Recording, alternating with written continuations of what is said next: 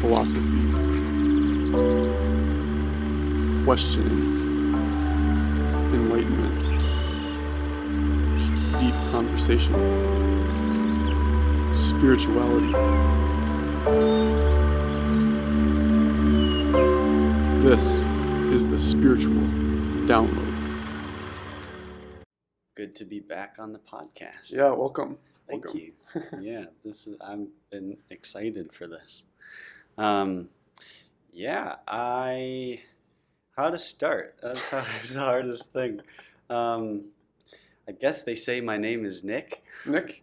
Where do you come from, Nick? That's what they say. I come from St. Cloud, Minnesota, originally. Okay. And in the year 1993. Okay, good year. Good year. I was like 2 years old. Oh, yeah? Do you have any good memories from that year? No. Really? I remember everything from when I was 2. When I was 2, I had like perfect vision of what's going on. Yeah. No, I don't think I really remember anything from when I was 2. Yeah, it'd be kind of nice to know exactly what was happening, but I can't really go back now. And I mean, I feel like when we were younger, our minds and brains were working in this like dream state that like I think is connected to, the spiritual realm or non-duality in some way, or love, because I'm kind of thinking because my Molly is my new little niece and she's gonna be 1 here soon, and just the way that she works is like her face is so expressive. She's so sensitive to life and she wants to explore life, but like her world is her 2 parents. It's literally her world. How reliable she is on my brother and my sister-in-law is very amazing, but yet she already has built her like own little personality, already only being 11 months old. So I'm wondering, if as we're born, as we're coming into this world, love itself is teaching us how to become an individual. And then at what point do you all of a sudden begin to see that you're separate? Like, oh, I have to fight against the world to survive. That becomes a mentality that we have maybe starting in middle school, something like that, where it starts to become more and more difficult. Mm-hmm. I don't know if so. Growing up in St. Cloud, what was your experience in like elementary school, middle school, high school? What were some of the things that you learned about yourself and people around you? Yeah, that's interesting. I haven't revisited that for a while. Growing up in St. Cloud. I grew up right in the city, and we lived in this red brick Victorian era house. So it was multiple floors. We lived on the first floor, and I'm the oldest, so it was my mom and dad and I, and then now I've got 3 younger siblings. And so I grew up there through 5th grade, and we had renters on the other floors, and then my parents owned the house next door to that, and then a row of condos kind of behind that. So like kind of 2/3 of the block my parents owned. And so I grew up around all these other people, renters who were coming and going, and my grandpa actually lived on the very top floor of our house, which was really cool. Did you grow up knowing your grandpa really well then? Yeah. I was really, really close with my grandpa. I'd go up to his place all the time. Actually had had an art studio that for a couple of years was, on the corner of some of those Victorian era houses. They've got the like rounded kind of turrets. Okay. And so I had an art studio on the top floor of that. And so there's like windows, kind of looking out 2 sides of the house. So that was pretty sweet. But then after that, my art studio moved up to my grandpa's place. So it was like, his place was like the loft. So the ceiling was, angled. Okay. Up to a point. And then like, there's this little tiny like spiral staircase that went up to the way top. Okay. And it was just like this partial little area that had this railing, so you could like look down into his apartment, and my studio was up there. Okay. And so there's like a little dormer window that you could look out and see the world from. So you grew up kind of artsy and creative already? Yeah, I was Okay. always doing art. I was fascinated with art. I loved art class, and then I gave my sister art lessons. Okay. But I remember this is like kind of a big moment for me. I was so into art, and I'd like do it all the time at my house.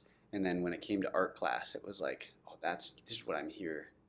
Like, you know, this is a big part of school for me is art class. Sure. And So you identified as like artistic growing up.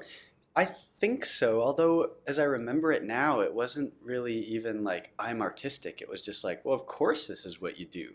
Like, of course you do art things. Yeah. Or that's kind of the way that I approached it. And I can't remember what grade it was in. Sometime in elementary school, I had a new art teacher, and I think it was the first male teacher that I ever had, Okay. which for some reason was kind of a big deal Sure. for me. Maybe it is for other people too. I don't know. But I just remember like thinking, this guy knows art. I gotta watch this guy. Learn close. something from him. Yeah. And so the first day of class, though, he's like, I just have this memory in my mind of him going, yeah, there's a couple things you don't do as an artist. And he like starts drawing on the whiteboard, and he's like, draws this tree, and he's like, you don't draw a squirrel hole in the tree. And you don't draw a sun up in the upper left-hand corner.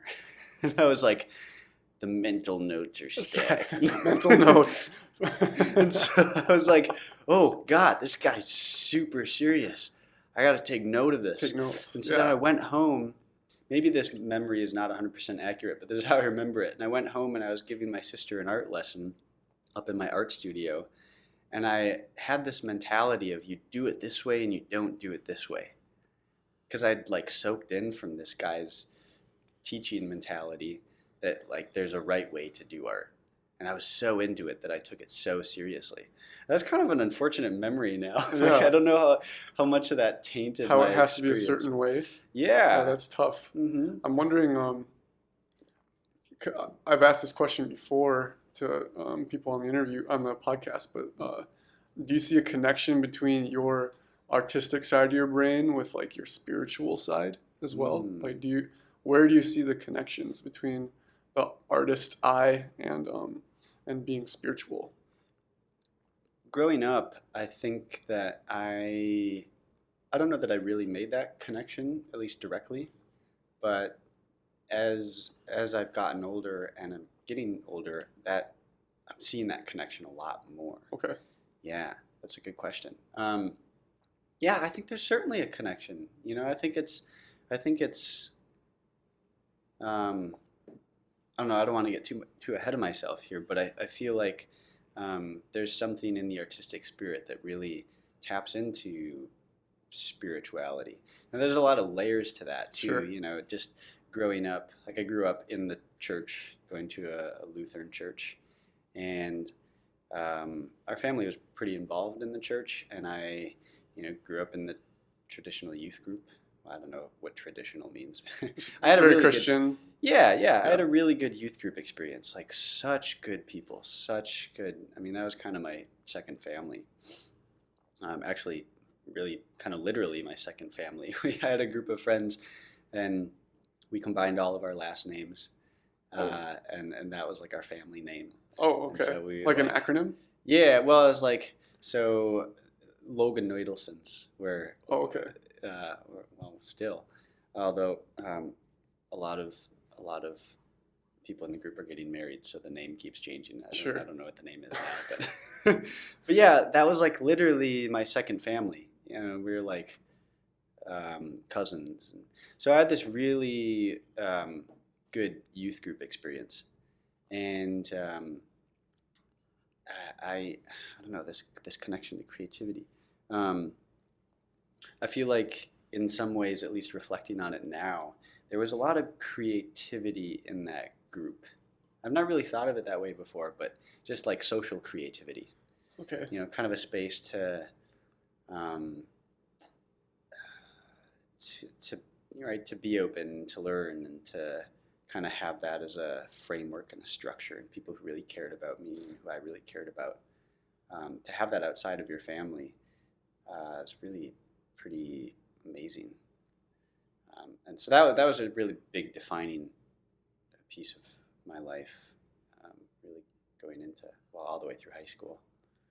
Um, So yeah, did you identify more with your particular small group of people, or did you begin to think of yourself as like very Christian, or yeah, I think it really, I mean, yeah, the Christian worldview was certainly a major piece of my life. And I think from my family's perspective, we, well, I think for my parents, we really went to church because it was, there is that, certainly that element of belief and being part of something greater, but I think it was really a social piece. Like here's a community of people and like-minded people, good community, and so I think that was the big draw for my parents, kind of why we went. But no, there certainly was that. I was very That was a very big piece of who I was. That worldview, and I think the youth group was a very very big piece of that.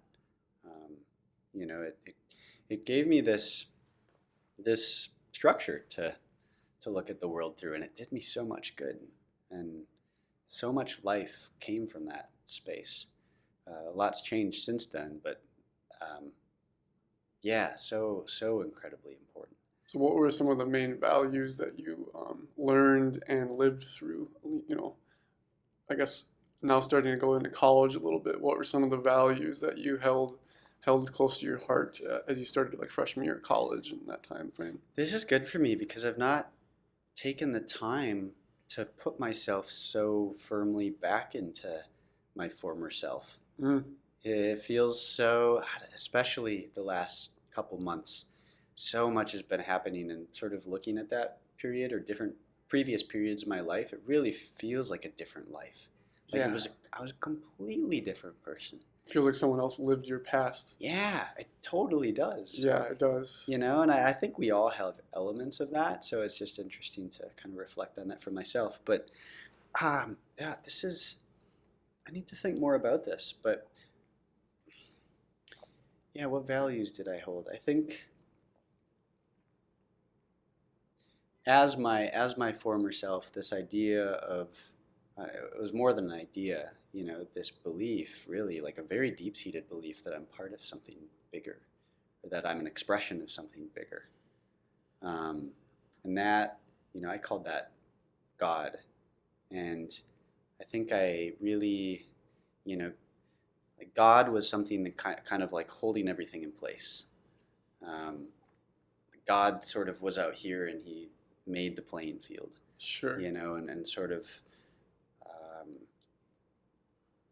was very involved with life on Earth, but it was From afar. still sort of from afar. But I think I always had like some. I remember saying, talking about like having these conversations about no, like God is right here, and I didn't really, I think, know what that meant, but like just this sense that, well, why does God have to be out there? But it was still like kind of what I believed. I talked about God being right here, but that it was sort of like this head knowledge um, that I didn't fully step into. Did you have any spiritual experiences as you were a Christian growing up? Yeah, that's a good question. Um, a lot of them are pretty blended together now, but there was one moment where we were at, um, it was a summer camp, and we went to with the youth group, and there were other people from other youth groups there, and we were talking about.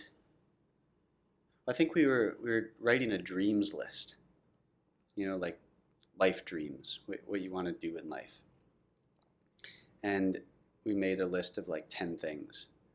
And then we went around the room and everybody shared. There's maybe like, it was a big group, I don't know, maybe 50 or 60 people. And the this seems like, I kind of love this story. It's kind of funny to me now though. But like the very first dream that I wrote was like change the world. Oh wow. Like that's pretty vague. It reminds me of the Impact Hub here, though, right? Yeah. Oh yeah, it does totally. Oh yeah, totally. Oh yeah. Yeah, I'm not from Minnesota, right? That Oh, I just don't. I sneaked don't out even there. think I have an accent. No, not at all. No. But that was the first one I wrote, and I think I wrote it in all caps. I still have that piece of paper. I should go find that. But so we went around the room and shared, and I just remember like standing up, and I think I said something like, "Yeah, I wrote down something that maybe sounds kind of generic, but it like is really pretty deep for me. And so my dream is to change the world." And I just like kind of sat back down and then kind of zoned out, Yeah. which I feel a little bad about. Like I didn't hear anything anybody Yeah. else said, but I just You had a big insight yourself. So. but it was just like so deep. It was so profound. It was Huh. so like more than me, And I remember having a conversation with the youth director after that. He came up to me and he's like, sounds like there's like a lot of stuff working in you. And I remember some of the specifics of the conversation, but I remember that as being something really big because especially it's hard to separate, like it's hard to look at it only through that lens, and like so much of this is right. It's filtered through my lens now. Yeah. And who I am now. But so connecting the dots to like the way that I perceive the world now, Sure. and that or previous experiences, Yeah. I think that was really big because there was some degree of like integration with it, or the idea that integration was possible, right? Like spirituality and what I'm doing in the world and who I am in the world isn't necessarily separate. Like spirituality isn't something that you just go to church and do and then, fill up your battery for the rest of the week and leave church, and then over the week your battery's slowly depleted, so then you go back to church the next week to fill it back up again. It's like, no, it's way more than that. It's like what I'm doing in the world, the agency that I have in the world, the expression that's coming from me is very much tied to my spirituality. So I guess going back to talking about creativity and spirituality, I think I sensed that connection, but not necessarily consciously. Sure. So That's interesting to reflect on. Yeah, that's super interesting. With the changing of the world, what is the lens of change, or the medium of change? Like, is it creativity, or is it conversation? I think it's myself then and myself now would answer that question very differently. And I think for then it was sort of a unspecified potential, but it was like this sense that, right, something is wrong in the world and I have something to do to help that. And I think we all do, like that's what my former self would have said. Yeah. But thinking back to then, I don't really know what I was thinking as far as what that change was. Yeah, I mean, we can get to talking about how that's viewed now, or how I view that now, but yeah, I don't want to jump ahead. Sure. I guess kind of what I'm trying to figure out for you, or kind of your background, is finding out like how you're kind of channeling so much of this creativity now. What was this process of like opening more and more up to like, okay, no, I want this big intelligence out there that can help me be creative. Like it's not just me and my mind struggling to be creative. It's like now creativity is becoming easier and easier through the opening up process. So I'm wondering for you, like what were some of those big moments as you were kind of learning about how creativity itself works? I've always been interested in stories, which is something I'm very much still interested in. Maybe it's one of the primary things I'm interested in. Um, but there's always been, I think, a connection with how I see the world or how I approach the world in stories, and that's taken a lot of different forms for me over the years. But um, you know, a lot of it has to do with connection and connection with people and being interested in other people's stories, where they come from, and the story of artistic creations. Um, I really enjoyed photography as a kid. Well, really kind of moving into high school, that became one of my biggest modes of expression, I guess. And one of my friends was asking me, when you look at a photo, do you like to take the photo as it is, or do you like to know the story behind it? And I think I said, like, I love to know the story behind it. Like, what was the intent of the person who took the story, or what was their story? Like just the sense of there's more layers to everything that we see than we might, consciously notice. And in photography, is it the person or thing being photographed that holds the story, or is it also the photographer? Well, I think it's both. Yeah, Okay. certainly. And then even relationally together, the collision of those two Sure. stories. But I think, yeah, as a kid, I grew up just with that sense of there is these stories everywhere, and to be lucky enough to document those stories is, that's something I don't want to take for granted. So I kind of grew up with that mentality, and I think that's like this thread, kind of a through line through, I guess, my learning about creativity is, learning about what creativity is and how it works, I guess. That's a thread. Boy, I don't know. This is tough. Do you have moments for you talking about creativity that sort of have helped you understand it? Any milestones on that journey? Yeah, I never thought of myself as a creative person until I started teaching. It's just like less than a year ago? You mean like in Ecuador. in Ecuador? Okay. Yeah, So, yeah, for those of you who don't know, I lived in Ecuador for almost 2 years, right after college, and I was teaching English in Quito, and I would go teach for 2 months and then have 2 weeks of vacation. And that first 2 month cycle I taught, I was teaching one class in the evening, and like my students and I connected on a really deep level. It was like 20 adults, and I was literally teaching them what I wanted to teach, exactly what I wanted to teach them. It was like, because it was like very practical English in the way that like I could talk about anything as long as they were learning English. I had complete freedom, and we were talking about ethics, being happy, being healthy, world travel, culture, being bilingual, um, suffering of the world, making good decisions. Like we were talking about all that stuff all semester, as a class, and like I was younger than most of them, but I was like able to really share who I was, and right in the moment, because the thing about teaching is it's highly intuitive, of like being able to read the moment, and listening to your students and what they need, because that's the thing is your students come into the door because they need something from you. Like that's the practical side of it.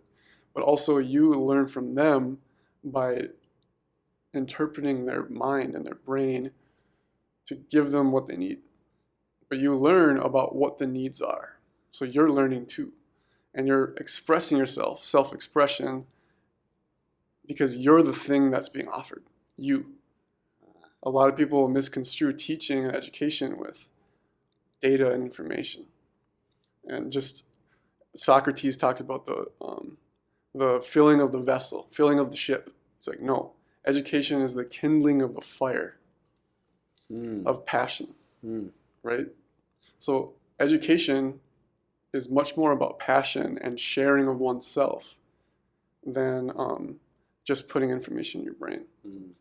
So that's, for me, creativity is sharing myself with the world, and I do that as a teacher. Like, I feel like that's kind of a role, a hat that I wear, especially for young people. Mm. But also, I'm beginning to feel this call of like sharing myself to everybody. Mm. Um, and that's the big reason why I have this like why I wanted to start this spiritual download podcast, and then even originally Library of Humanity like 2 years ago, is I want to like meet people from all over the world, connect with them, and I want to know who they are, and I want them to learn who I am. There's like no other ultimate purpose besides that. Mm. Um, Yeah, so it's like literally a channel. it's channeling. Yeah, it's channeling everybody, channeling each other. Yeah, Yeah, this like exchange of energy, this like flow yeah, of energy. It's like creating a portal for energies and ideas and thoughts to be exchanged. exchange. Yeah, That's a really interchange. cool way to look at it. Yeah. Wow. In Spanish, the word is intercambio, which literally translates as interchange. In English, we usually say trade. But if you think of if you, but the same it's synonymous with the word interchange, which means we are, you know, sharing with one another. Mm. You know, ourself we are. It's like an equal exchange because we're equally dependent on one another to share ourselves. Wow. So it's a reaching across rather than a reaching down. In college, I was in this group called Servant Leadership Program, and we would have conversations with like people from Somalia, people from Honduras, and we talked about this issue of like white savior complex, where you want to save the world, and people who have that mentality are reaching down towards those who are hurting. Right, assuming that you're on higher ground. Yeah, it's a big assumption. And for people who have that mentality, it really hurts to learn that like, oh, well, the only thing I can offer is kindness. Mm. The only thing I can offer is myself. Mm. Um, and if that's the case, the other person is equally themselves, right? And you learn from them.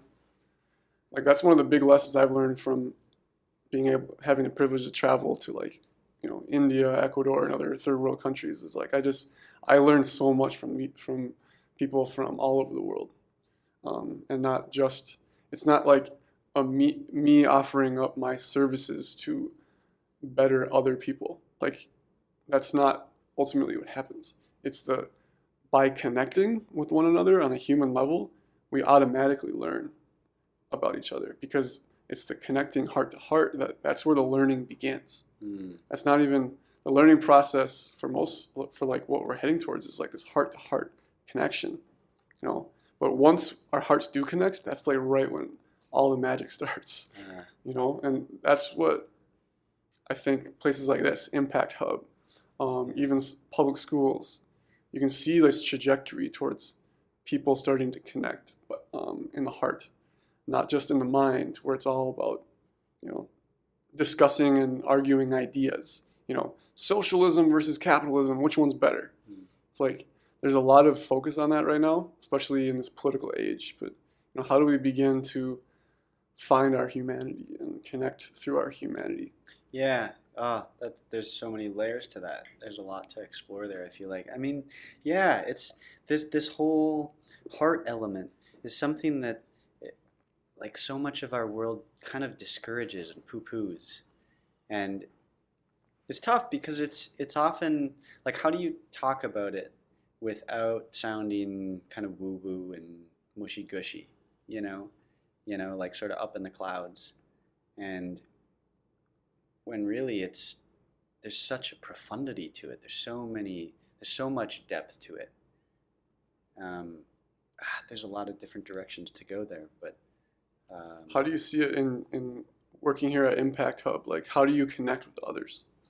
mm, one of the big revelations, I guess, that has been changing my world lately, and we've kind of been going through this together too, of, you know, seeing seeing other people as souls. Ram Dass talks about that, and there's a big element of that that I've been approaching the world with lately, and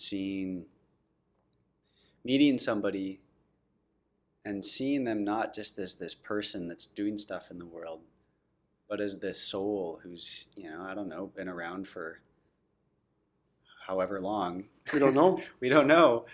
Maybe when does the soul begin? Many, many lifetimes. I don't even know. Yeah.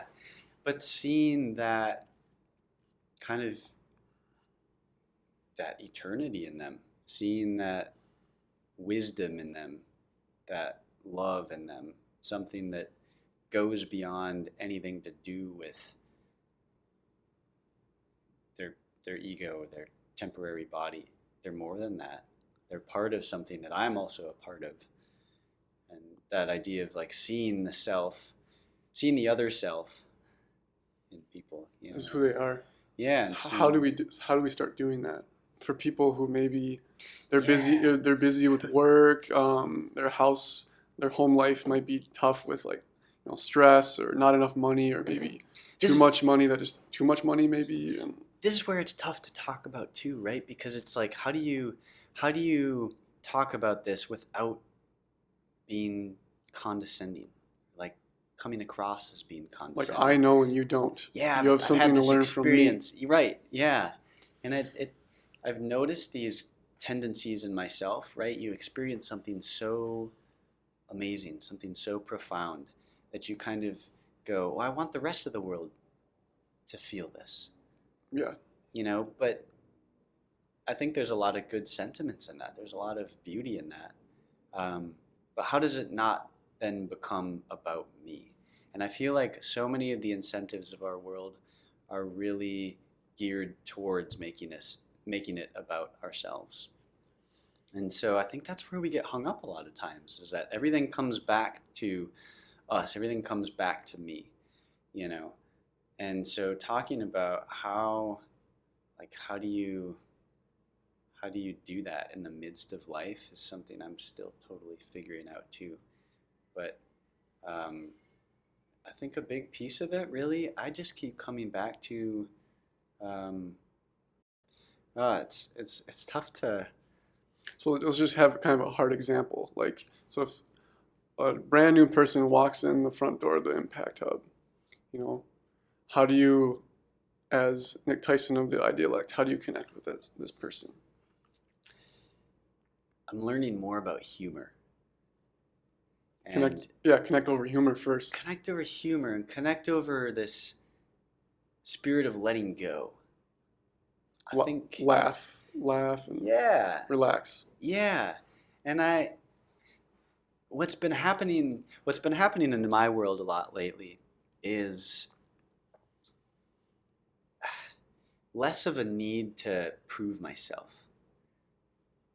Because in some ways, if I'm trying to prove myself, it's like I'm trying to prove to myself that I'm worthy. And I've dealt with, and I think we all have, I've dealt with so much blockage to self-love. There's like so much that I'm becoming aware of now, of how I haven't loved myself, haven't allowed myself that space. And I think a lot of it comes down to that, like loving myself, loving oneself. And that allows so much more connection with people. Because I don't have to prove to other people, that I'm worthy of being in your presence, or I'm, I already know that. And so I can set all that aside, and I can just come to this playing field and meet people where they're at. And there's by no means perfection in that for me, but to see myself go through that process and start to peel back some of those layers is so freeing. Yeah, like the freedom of finding your voice in the world. Yeah. That's one of the big keys, like with a lot of like students that I have in high school. I know that they have not found their voice yet. Only a Mm, small number of the students, and they would be like juniors and seniors, have found their voice, meaning like they know what they're here to do, and like they're being themselves in that process, which is a beautiful thing. Um, but what's tough is like I don't know how our society is structured, but it like highly blocks that. Like how public schools are sometimes structured is like it's inherently based on you're not enough. You need to be doing more. You need to be more. You need that 4.0. You need to go to Harvard. It's all about needing to go from where you are to somewhere else. There's a higher peak. Once you reach this mountain, it's not a big deal. There's another big mountain to climb. And we also, like teachers say, it's going to get tougher in college. You're going to have to do much more in college. You think this is bad? Just wait till college. mm. What? Why would young people be excited about that? What's exciting about needing to do more tests?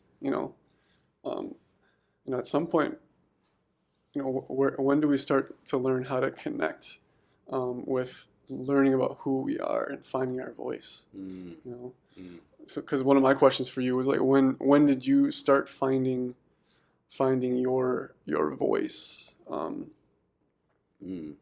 It's interesting. I want to hear more about your your reflections on this as a teacher. Sure, sure, Because I think for me it's so much of a process. And honestly, in some ways, I feel like even the last month, I'm like I'm like coming to this edge of finding my voice in a way that I've not like known was possible before. I can tell.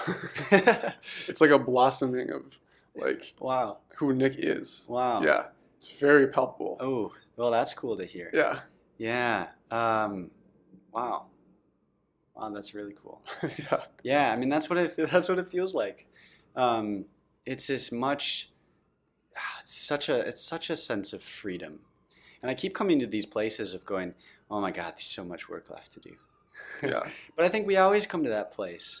I think that's like making peace with that. That oh, you never do arrive. You never do arrive to like this place of perfection. No, it's such a myth. And that how much weight that puts on us. Yeah, And I keep thinking about how I think we do ourselves a really big disservice. We cause ourselves a lot of unnecessary pain with this myth, with believing this myth of, oh, there's somebody that I am that's out there, and I got to go find it. And so I'm going to navigate through life, navigate through these experiences, soak in all that I can, learn everything that I can, and then, oh, okay, I've arrived at my true self. I'm an This expert. is me. I I'm an found it. expert. Yeah, and then it's like, okay, I found me, and then something happens that Something. challenges that, Yep. and I kind of go, ah, damn it, I didn't I find thought I me. had That's not something. me. So okay, I got to go way over here now, and it's that myth that it's like you is out there. There's somebody that you are destined to become. To become. Right, which I'm kind of at this place now of wow, what if there's not somebody that I have to become? There's just a becoming. There's always ever just becoming. And I am me right now. And that's one of those things that I could have heard that 10 years ago or even 6 months ago and been, oh yeah, that's really good. That's really deep. But it would It's a still deep like idea. I wouldn't get it. Yeah, It's like in That's my a head good still. idea. Mm-hmm. Mm-hmm. But now it's like, no, there's that profound peace, and that profound freedom in there is no script, there's no script of that's the other thing. Like we cause ourselves pain with this idea that we have a script. Oh, and right now I'm off script. I'm not like not doing what I should be doing. So I got to get back on script. Should. The shoulds, yeah. And to just go, oh, no, it's just happening. And all there is right now. The freedom to be exactly who you are right now. Yeah, right. And I think that sometimes maybe we're hesitant to say that. At least I notice this in myself. There's a hesitancy to say that because it can sound sort of irresponsible. Do you know what I mean? Like I can be whoever I want. And like kind of screw other people because if they don't accept for me for who I am, well, screw them. And Sure. that's like kind of one level, but then there's But even like this level below, multiple levels below that of right off. But if I'm disrespecting other people, then I'm disrespecting myself too. And I'm not really being free to be me. Yeah, everything's intertwined. Everything's identity is, I don't know if it just lives within us, like right here. It's like in relation to other in people. relation to others, it's like constantly being recreated in every moment. And that's Mm. that's kind of what I meant by like as a teacher, you're reading your students on how to be a teacher. So it's like Ah, there's not like a teacher that's just out there that's non-relational to the students. No, it's like a teacher is created by students being students. ah. So it's like this environment is just being created by mutual need. That's a cool way to look at it because I feel like as we talk about, as we use our common language in society, that's not how it should be, right? A teacher is somebody who knows what their role is. They've stepped into this objective place of what it is to be a teacher. And to like, what, you're taking cues from your students? Like, what, no, you should Yeah, know you what should you're be the doing. teacher. Like, I thought the teacher was a know-it-all. uh, Yeah. And that's what the thing is like I've had moments where, students ask me questions and I don't know the answer. And I get this kind of feeling like, oh, I guess I don't know. But then they are the ones trusting you because they realize like, no, they're reliant upon you having this lived experience as an adult, right? Like I have twice the amount of life experience as they do, mm, and it's pivotal years. Like, the they're 15, the fact that I'm 28 and a half, like I have 13 and a half years of like pivotal learning self time. Like the time that from 0 to 15 is just like learning how to survive. mm, But once you're 15, you can start really exploring who you are and have this 15-year process up until you're 30 of like, try this job, travel to this country, meet this person, fail something, try something and fail. The courage to be like, I'm just gonna throw myself out there and do something I might not be good at. That's something that I need to work on because I have a tendency to do things I'm already good at. uh. So how do you feel like you're learning about that in your role as a teacher? Yeah, so the fact, like, I kind of think of it as fear, but maybe it's not fear. Maybe it's a challenge for me um, to better a craft, to improve my craft, which is teaching. I feel a strong call to be a teacher, but there's also this really high standard for teachers to be incredible people. Maybe a little bit too idealistic sometimes, like this vision of like the good teacher. Like the amount of effort it takes to be that ideal is nearly impossible. The best way to be a good teacher is to be who you are, Mm, trusting who you are, mm, right? Students will begin to smile, laugh, learn in your classroom when you, as the teacher, realize I don't have all the answers, but I'm going to be who I am and share who I am with these young people who are trusting. They trust you. You mm. can see it. Like especially seventh graders, like they trust you. They need you. They need you to be you, and they need you to show up every day. Like even if you're tired, like there's been some nights I got 6 hours of sleep and I show up with my coffee, but I'm still there. I'm there being myself. And the courage to be yourself without like reprimand of losing your job. A lot of people, and myself included, like I go to work out of fear of losing my job. You know, I'm Yeah. not gonna perform well this week. I'm tired this week and I'm not gonna perform well. Am I gonna be found out? Am I gonna be let go? A lot of people hold this fear every day. Like, is today gonna be the day that I'm fired? You know, that feeling is what can actually strive you to learn about yourself. Mm, Because you're literally connecting with your deep fear. Because, like, I'm going to get fired. Am I going to find a new job? Like, this mind cycle goes down all the way into like your deepest fear, which is, the ego dying, you dying. So that propels us to effort and learn about our weaknesses, learn about ourselves. So I don't think it's necessarily a negative thing to have this, a little bit of fear every day, because that's what reminds us that we're living as imperfect humans. We will always be imperfect humans, but not only that, right? Through the spiritual path, you realize, yes, I'm just a human, but look at all of this. Just look around, open your eyes, open your heart, open your ears, listen to the sky, listen to the earth, It's like, it's all around. Yeah. So there's an expansiveness to it, but also a contractiveness of like, wow, I'm just like this little person who needs to do my humble little job, 9 to 5. So there's actually something sacred about, us going to work every day. Those are the people going to work every day are the heroes. We're the ones that are not really knowing what's going to happen. We don't have all the answers. We're humble. I mean, we're kind of like children in a way, like doing something because we're kind of scared. It's okay to be scared sometimes, but as long as we learn something from it is what's super important. It's an opportunity to learn. Yeah. What do you do with? Oh my gosh, this is like I'm having trouble putting things into words today. Like, I feel like I'm not in my mind. I feel like I'm very much in my body right now, and it's hard to put things into words.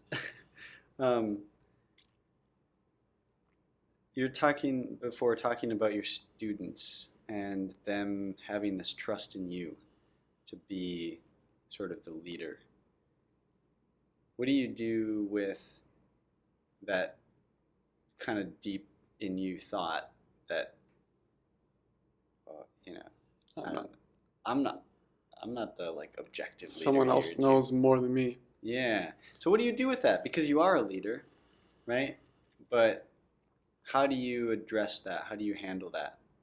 Assuming that leadership position, but then also even seeing maybe your students as teachers to you. So the idea is to try and not compare yourself to others. That's the goal, because oftentimes a student's question is very specific. And oftentimes you as the teacher are the one who's kind of like a jack of all trades. Usually you have like a wide variety of skills, but not an expert in really anything. Renaissance man. Yeah. So just knowing that you can point people in the right direction is important. Like, that's kind of what makes you a teacher, is like, because other humans are experts in things. So I'm not afraid to be like, okay, you have this I'm like kind of like diagnosing like philosophical questionings, like, because really like school is kind of like philosophy in the sense like you're learning about what's real and what's true, right? And when students have this thing in their mind that like, okay, I don't have an answer to this, where can I find this answer? Oftentimes you as a teacher can help them towards the right direction. You can point them in the right direction, even though you might not know the answer. Students don't even know where to start. They don't have enough life experience to know like, well, where does this lead? You as the teacher have probably had some sort of experience with that before, and can point them in the right direction. So I feel like my strength as a teacher is like having a wide variety of like being decent at something. And I could say, oh yeah, yoga or world history, geography, sports, world travel, other languages, the solar system, random things just to know a little bit about is important, because then you can help people find themselves like on this path. Like there's millions of paths. Like people get mixed up like, what is the path towards truth? Or what is the path towards happiness? What is the path? The answer is you have to find yours. What's your path? That's the path. It's like the teacher is the one who helps you find your path, not show you the path. right? That's freeing because you don't have to be, as the teacher, you don't have to be the expert in everything. No, you can only be an expert in yourself, really, ultimately. Um, Wow. so Yeah. yeah, I mean, finding people to find their path. You know, often the path has not been traversed yet. You know, that's the point. Is we're continuing to stretch our fingers as humans together. We're helping ourselves learn more and more about the world. So everyone needs to be carving their path to learn more and more. Mm. You know, so the role of a guide or a teacher is to help that process. You know, help people find their creativity and their passion. Yeah. Um, yeah, that's from what I understand. What do you do? This is something I've been sort of reflecting on. What do you do with the commercialization of just be yourself? Can you Does that explain the make sense? question? Like I feel like it's so common to talk about, this language of being yourself and being, expressing yourself. And it has this sort of commercialized edge to it where it's like, oh, just be you, and then everybody kind of going back to what I was talking about before, like just be you and everybody else should just deal with it. And it's sort of like a me, like just be yourself at the expense of other people. Like it starts to spill into that language sometimes. You know what I mean? Yeah, Like, do you feel that? yeah, and there's this thing being tied to success, the idea of success in our society, Mm. and that the way to be yourself is to make a lot of money, and then you have the freedom to buy a lot of things. You know, but is that the deepest freedom that you can find in life? Is the freedom to be rich? Like, what if there's something deeper? What if there's actual true freedom is right here, right now for you? Yeah, Like, that's what good. if we begin to realize this as people? Yeah. Yeah, that goes really deep. Because I think it's easy to sort of assume that, I don't know, right? I don't know at the deepest level. I don't think you have to, I know you don't have to, like put other people down to be yourself. And that's this line that we often cross in society. To be yourself is to kind of be expendable of other people, to put other people down, maybe, to disregard other people. And there's this much more holistic sense of, well, being yourself in relation with other people, Yeah, respecting other people. It's respecting yourself. respecting others, respecting yourself, and how do you create a space for other people to explore themselves? Mm. You know, what does that require of you to allow others to be who they are? Like, because a lot of times, again, I was saying like we have this mentality of growing up like it's you against the world. It's you against you got to fight to become somebody. You got to fight. You know, play the game, play the system, win, work hard. You know, but where does that lead us? It leads us to a sense of separateness from everything else, and that will never be enough. Because as long as you're playing this game of like competition, you, you there's always going to be someone better at something that is not your path, because that's their path. You know, that's why it's hard to be the best doctor in the United States. It's hard to be the best basketball player. It's like, well, there can only be one. You know, that's one person's path. Yeah. There's only one person who was born to be the best basketball player in the world. And even the best, say there is a best, is probably thinking that same thing, And has elements of, oh, there's somebody better than me. Mm-hmm. Yeah. Because that's what motivates them at the time. But as soon as we realize that we're just there's no need to fight. It's all about it's not fighting. It's relaxing. It's softening that drive to like become something that you know you're not. You know it deep down. You know that's not who you are. Is like, okay, I'm going to work for this status. I'm going to work for this higher paying job. I'm going to work for this partner. I'm going to work for this fame. I want to be more famous. You know, that idea in our mind it sounds appealing for a short amount of time, but when you start to see it like, well, when I go on that path, it's never going to stop. I'm never going to find enough. There's never going to be enough. So when you find what it is that's always enough, which is who you are right here, Yeah. you begin to not want to leave that space. And you want to share that with others, like, hey guys, check this out. Like, being yourself is pretty cool. Loving yourself is pretty cool. Mm. Yeah. Yeah. What's happening with me a lot lately is this like dwelling in that space of just like pure beingness. And for me, there's no thought there. There's no. It's like my thoughts don't have a place to land Yeah. because I'm not. It's like out of the mind, you know. It's like out of the head. It's really like this embodied place. It's just this like sensory place. It's a place of love, Mm-hmm. and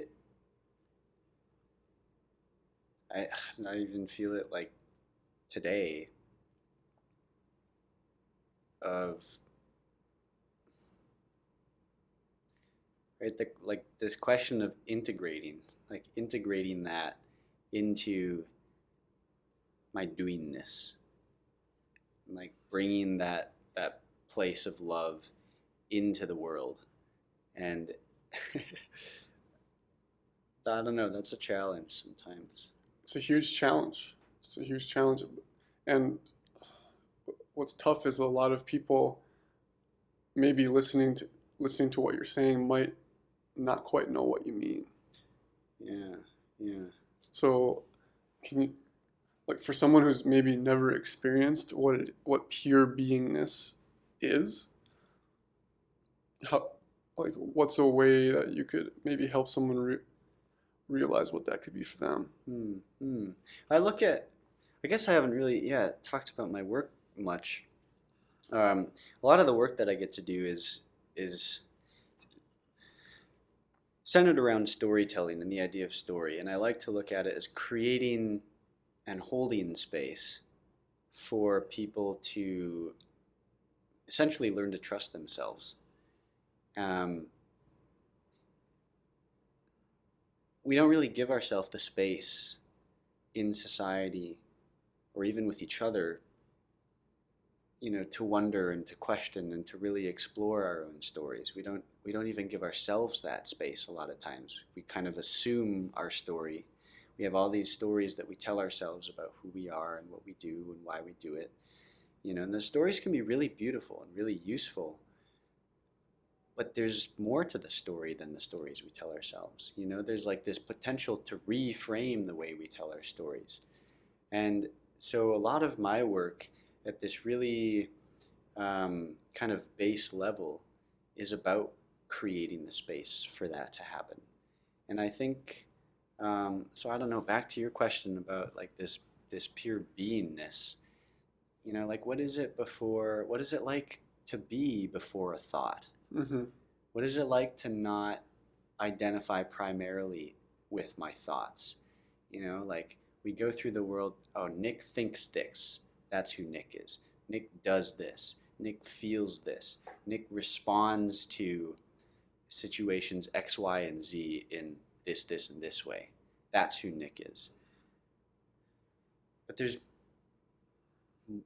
like, if you take all that off, like, take the response, how do you say this?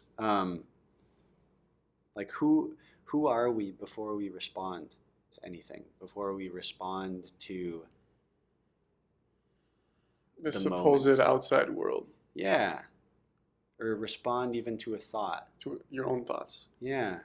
It's right. Where does a thought come from? I don't know. It just comes. And then you start talking. Yeah.